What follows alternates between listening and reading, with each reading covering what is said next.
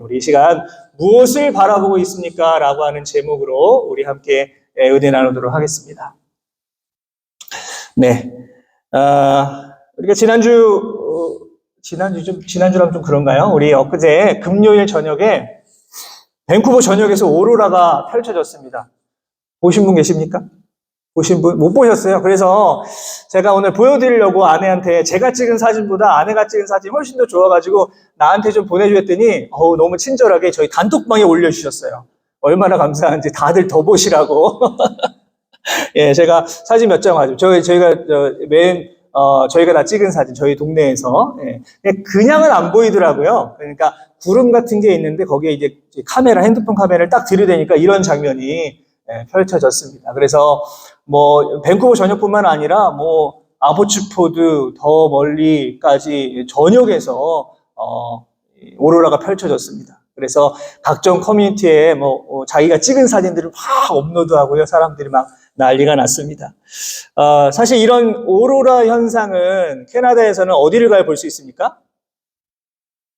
네, 옐로나이프 쪽으로 가야지만 거의 이제 많이 보인다고 하더라고요. 또 극지방 쪽으로 많이 가야 이런 오로라 현상이 보이는데 이렇게 밴쿠버 전역에서 오로라를 본 건 참 이례적인 일이다라고 늘 합니다. 그래서 사람들이 이 장관을 보면서 너무나도 막 즐거워했습니다. 너도 나도.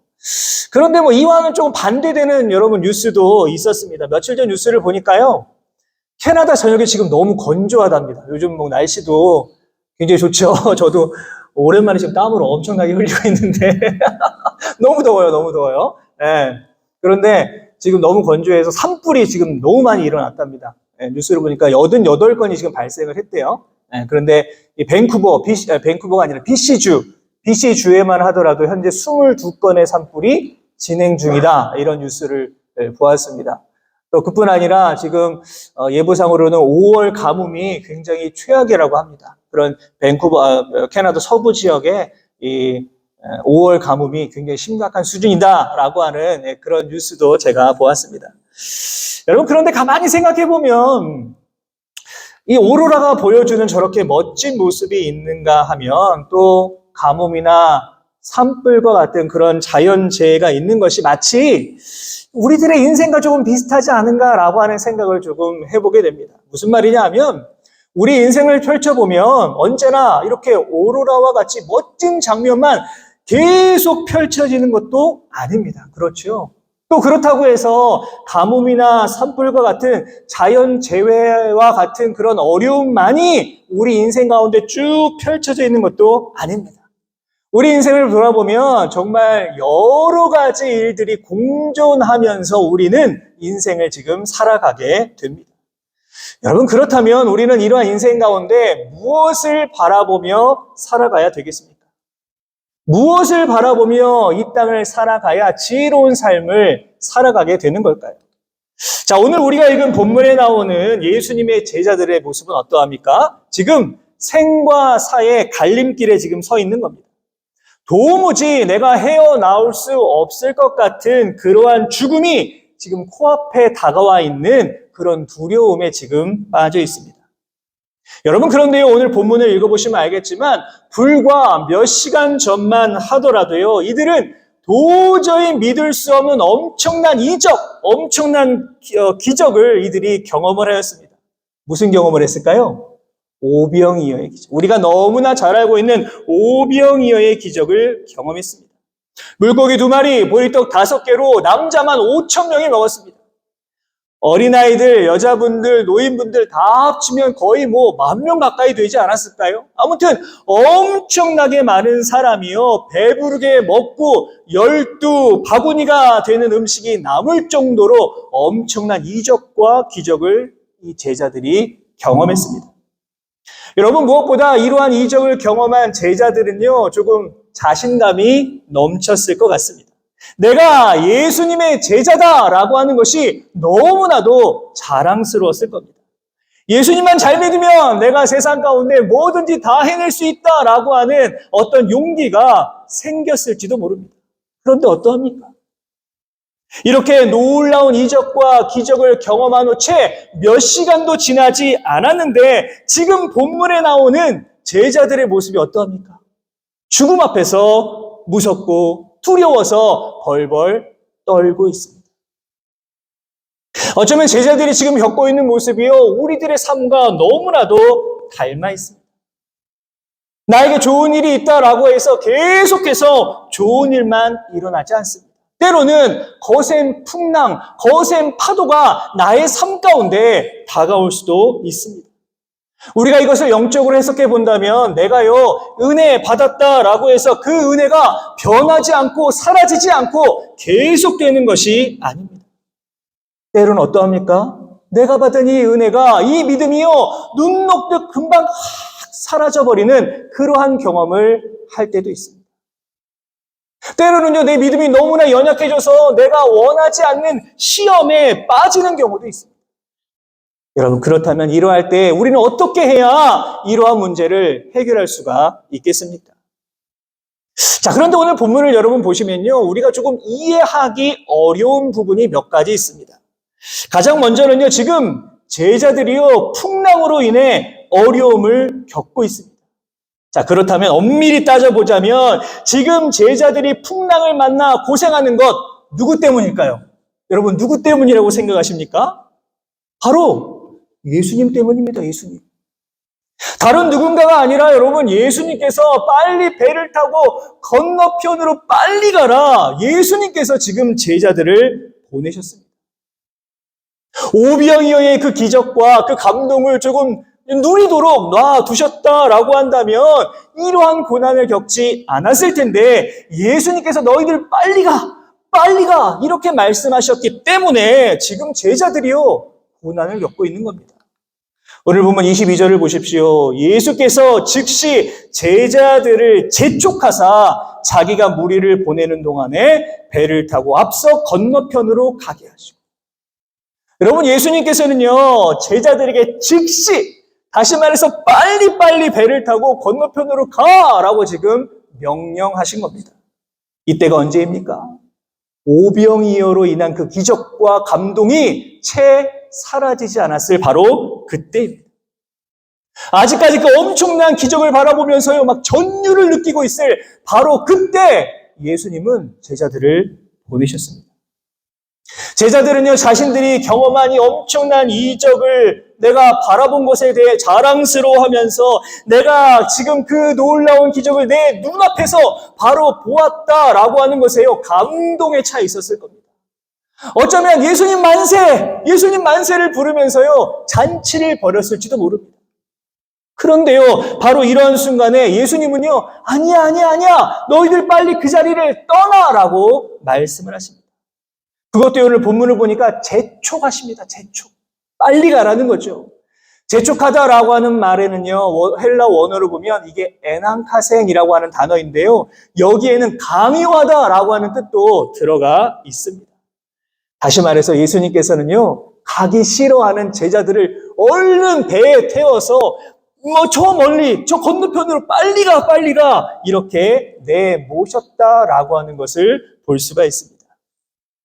자, 그렇다면 궁금하지 않습니까, 여러분? 왜 예수님은 그러셨을까요? 이 오병이어의 그 기적을 조금 누리도록 놔두시지, 거기에 그냥 좀 두시지, 왜 빨리 그곳을 떠나 건너편으로 가라 예수님께서 말씀하셨던 것일까요? 여러분, 더 이해가 되지 않는 사실은 뭡니까? 지금 예수님께서 이렇게 직접 제자들을 보내셨음에도 불구하고 이 제자들이 어려움을 겪고 있다라고 하는 것이죠. 보면 24절을 보십시오. 배가 이미 육지에서 수울이나 떠나서 바람이 거스름으로 물결로 말미암아 어떻게 되었습니까? 고난을 당하더라 기록되어 있습니다. 고난을 당하는 게 뭡니까? 어려움을 겪는 거죠. 고통을 지금 당하고 있는 것입니다. 다시 말해서 지금 제자들은요, 이 엄청난 바람과 파도와 광풍으로 인하여서요, 엄청나게 어려움, 신체적이고 또 육체적이고 영적이고 정신적이고 엄청난 고통을 이들이 겪고 있었다라고 하는 겁니다. 여러분, 이처럼 이들이요, 예수님 말씀을 들었지 않습니까? 그렇죠?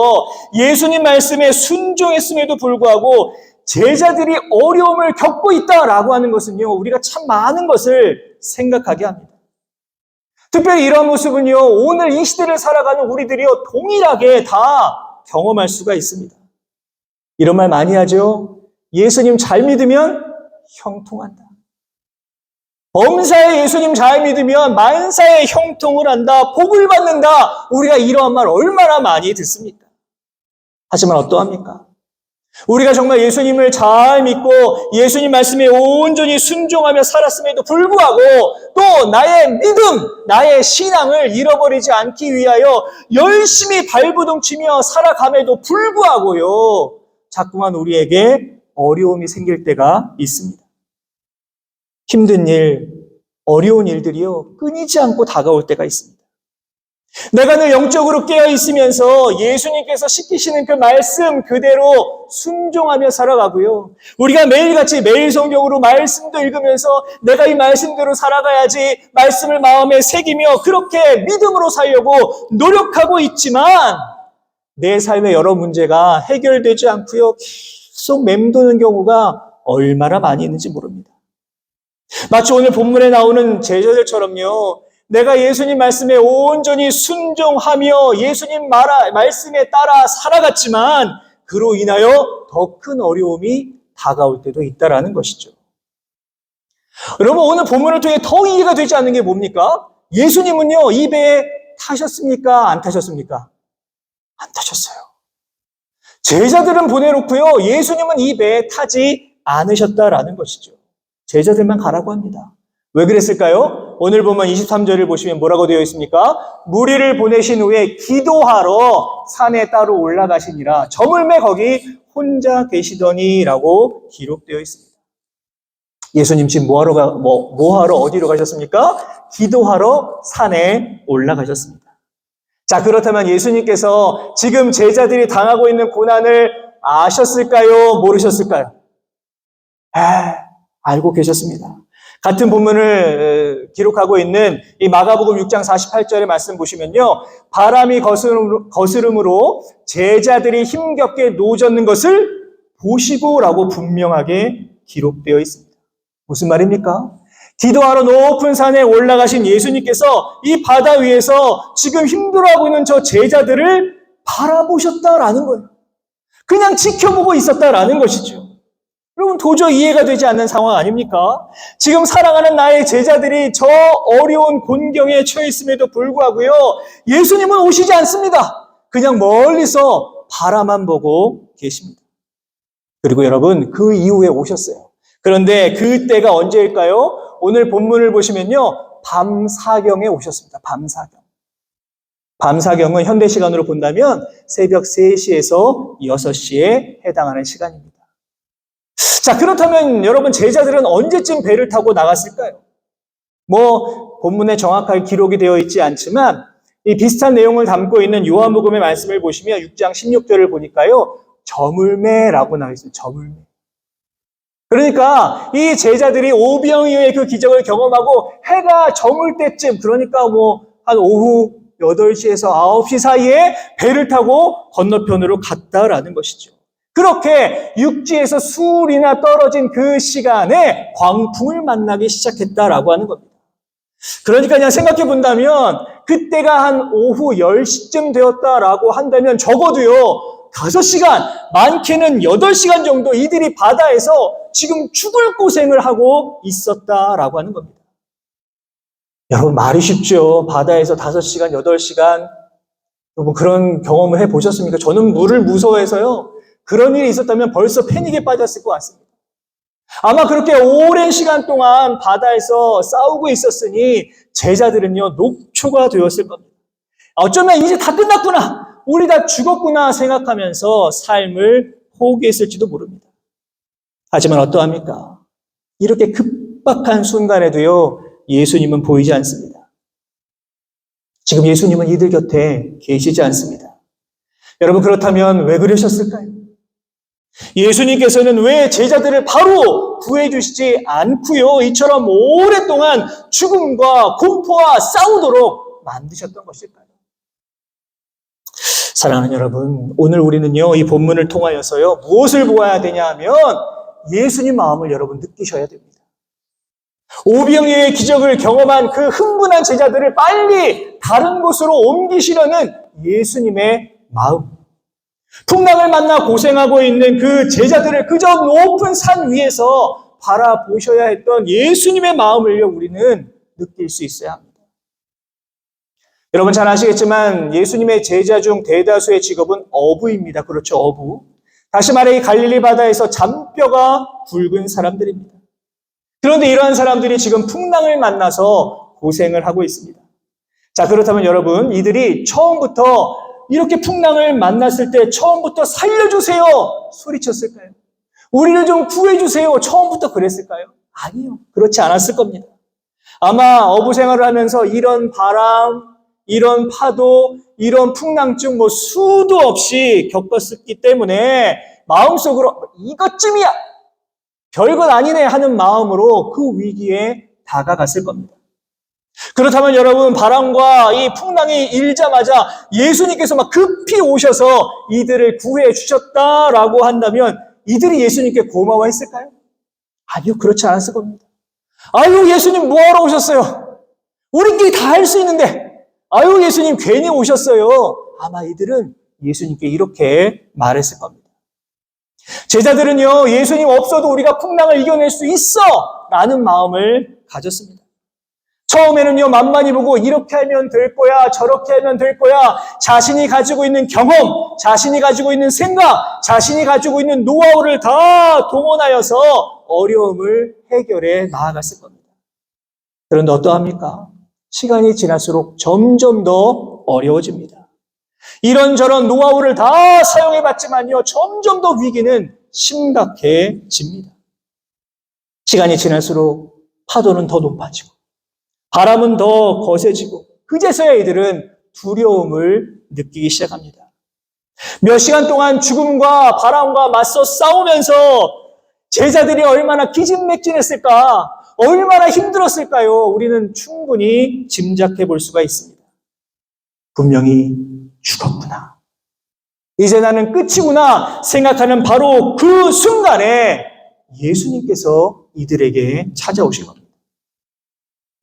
사랑하는 여러분, 우리들의 모습은 어떠합니까?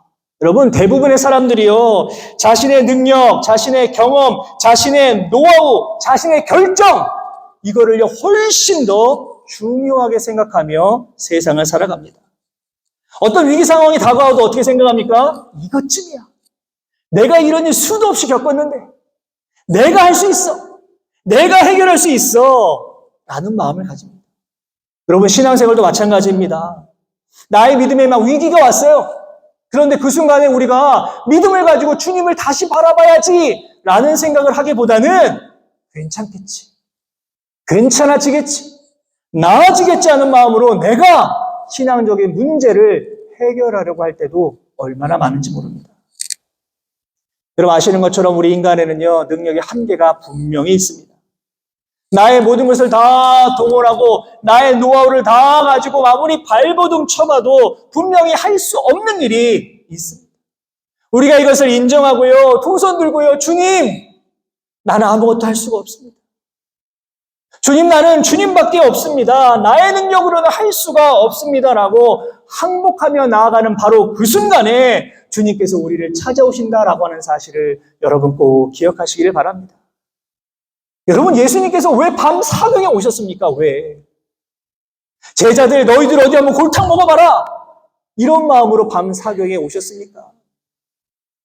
제자들을 막 약 올리기 위해서 밤 사경에 오셨습니까? 그렇지 않습니다. 예수님께서는 알려주신 것이죠. 얘들아, 안 된다. 너의 힘만으로는 안 될 것이야. 너의 능력만으로는 안 될 것이야. 너희들이 가진 경험, 지식, 노하우 다 동원해도 안 된다라는 것을 알려주시기 위해서 예수님께서는 그 늦은 밤 사경에 제자들을 찾아오신 겁니다. 오병이의 기적으로 인하여서 한껏 부풀어버린 그 거품 같은 신앙, 거품 같은 은혜, 그것을 제거해 주시기 위하여서, 제자들에게 지금 온전한 믿음을 주시기 위하여서 예수님께서는 제자들을 그 어려움 가운데 내모셨던 것입니다. 사랑하는 여러분, 오늘 이 시간 혹시라도 우리에게 해결해야 될 어려움이 있다면, 혹시라도 여러분들의 가정 가운데 정말 해결해야 될 엄청난 숙제를 가지고 있다면 먼저 여러분 주님 앞에 엎드릴 수 있기를 바랍니다.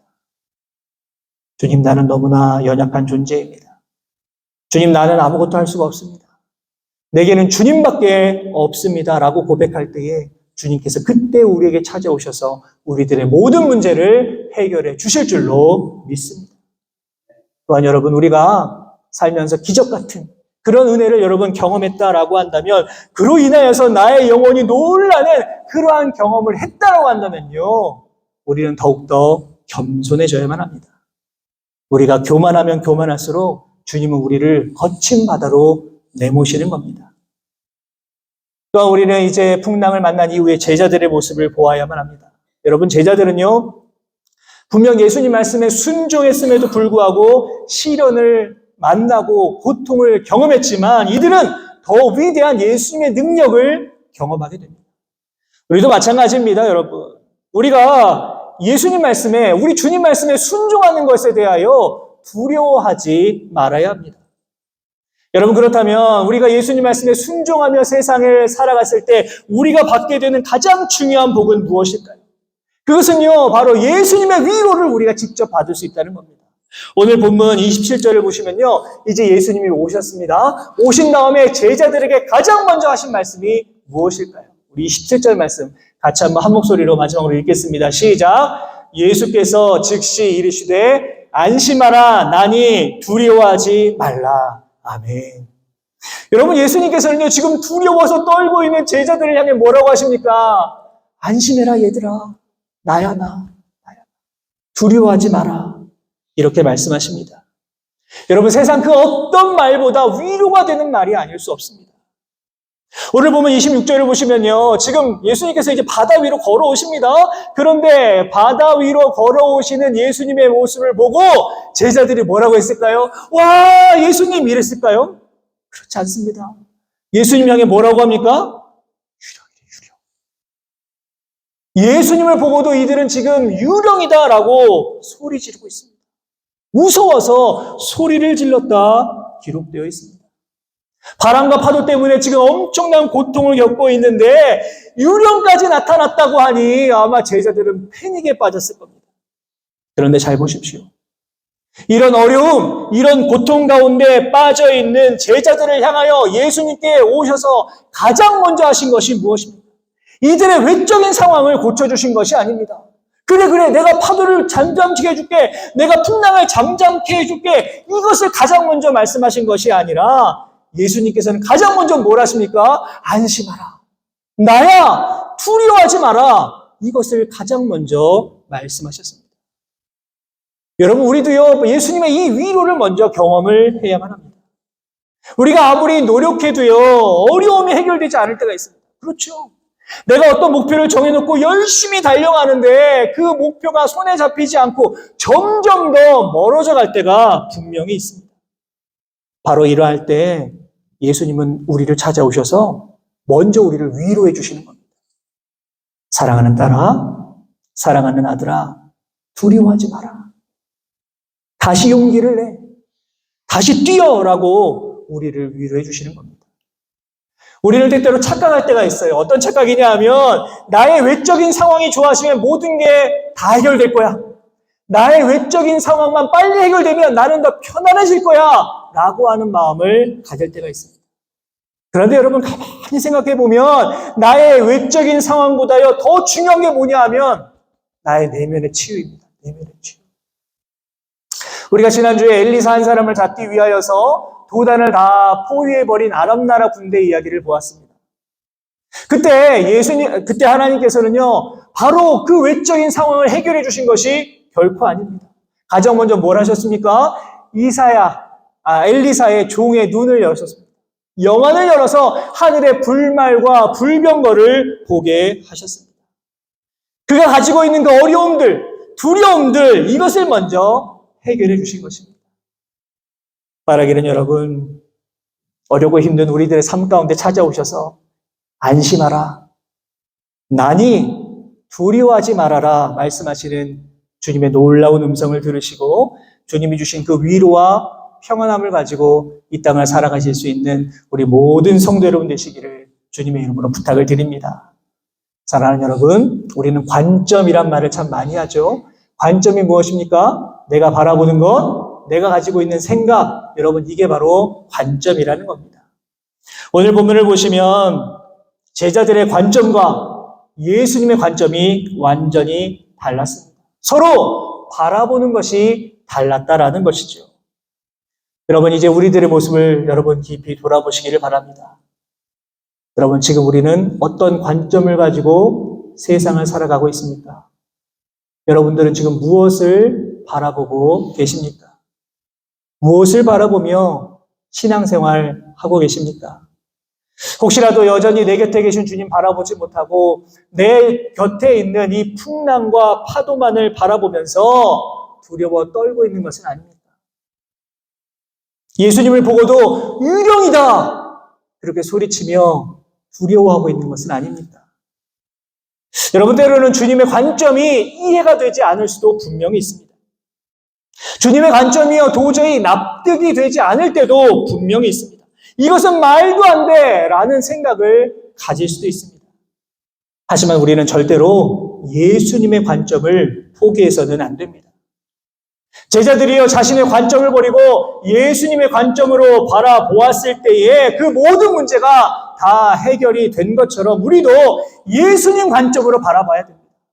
예수님 관점을 가지고 바라보며 세상을 승리하며 나아갈 수 있는 것입니다. 바라기는 오직 예수님의 관점을 가지고 이 세상을 살아가심으로 말미암아 정말 이 세상 속에서 이 어두운 모든 세력을 다 이겨내시고 승리하며 이 땅을 살아가실 수 있는 저와 우리 모든 성도 여러분의 귀하고 복된 삶의 모습이 다 되실 수 있기를 주님의 이름으로 축원합니다.